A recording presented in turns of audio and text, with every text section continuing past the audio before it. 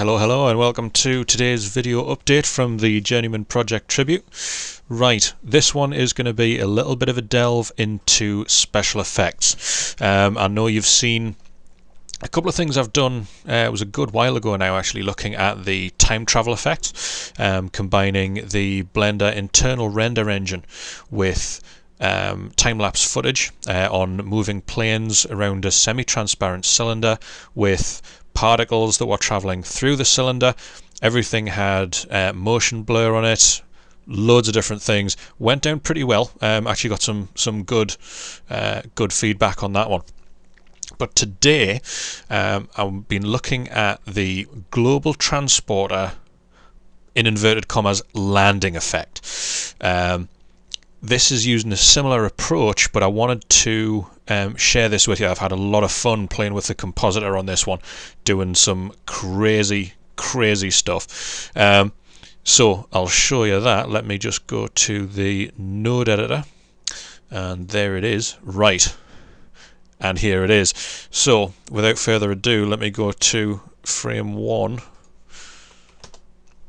just so we don't get too carried away with what's actually happening. You'll see it does actually take it a minute or two just to do all the calculations on this, but essentially what I've got here is one image. This is actually taken from frame 19 of the current TSA corridor. Putting it through the RGB curves node, just to I set the black and the white levels, altered the curve slightly just to get the levels up on the base image in the waveform representation there that you can see. That is then put through a transform. Just with the angle keyframed, it does some spinning around and things like that. And then the vast majority of it is this group of lens distortions in here. All of this is keyframed. The jitter is keyframed as well. Each node's jitter goes off 10 frames at a time, so that as the animation plays through, it gets a little bit less noisy, so that is that group there right in the middle.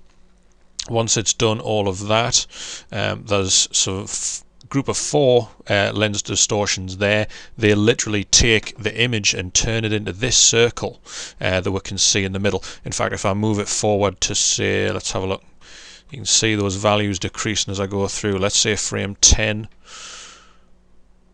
and let it think about it. There we go. So you can see we're getting a sort of circular effect there.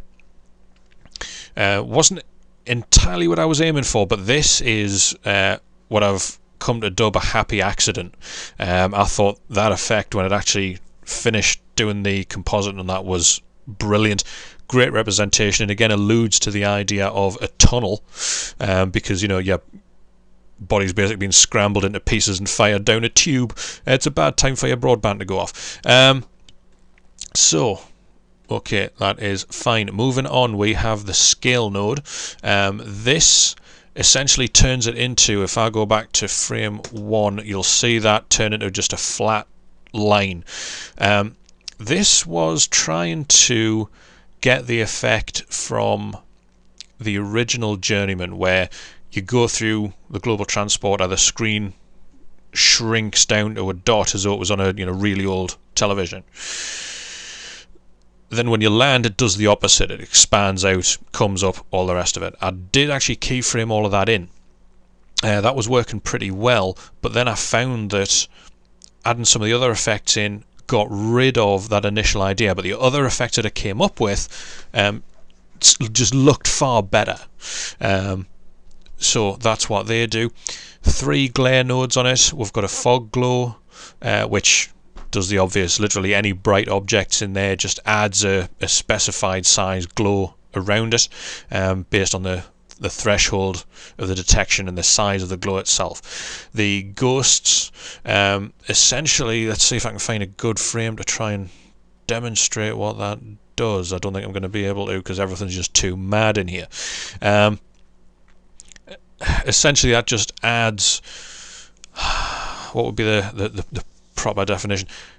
Refraction, maybe. It's as though it's actually refracting in the lens of the camera, so you're getting essentially lens flare, but it's not exactly the same idea. It doesn't put any chromatic aberration on there. So that is that one. Then very finally, simple star, 5-point star around any bright object. Now the effects in this are that wacky that I don't think you can really see it, but if I mute those 3 glares just with the M key, you'll see the difference when it does the composite on there. So you can see there, it's, you know, interesting effect, but it just doesn't really, I don't know, it just doesn't have a sort of nice feel to it. So putting those 3 glares back in, you get that. That's on frame 65. Let us fast forward close to the end, so you'll see the difference once everything gradually sorts itself out. The camera goes to the correct orientation, and then those last few lens distortions just basically wind themselves down all the way to frame 250, which is the frame as it should be. So let's have a preview of that animation. I'm hoping this comes out properly on this recorder, but we'll give it a try. I'll let it loop through a couple of times just so you can see it.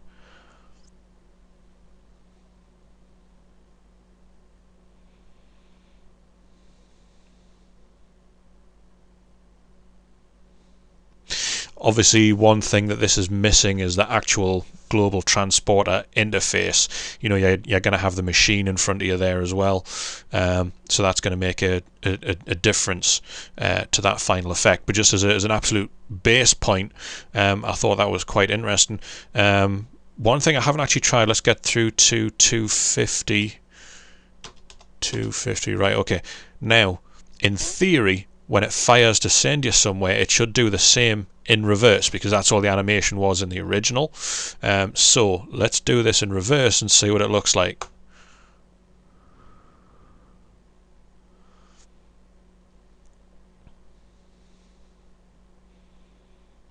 That is actually pretty cool. I love it when a plan comes together. Excellent, cool. I'm happy with that. Next thing I'm going to do is render out frame 19 at full 1920 by 1080 resolution.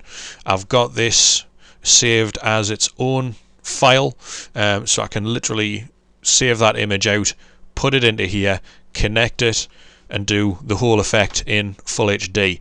It is just before 8 o'clock in the evening. I'm going to try and get that done and uploaded tonight along with this video, so hopefully you'll see the whole thing before too long.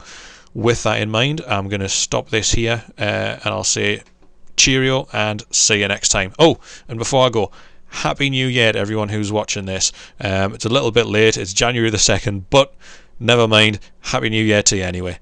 Cheers, bye.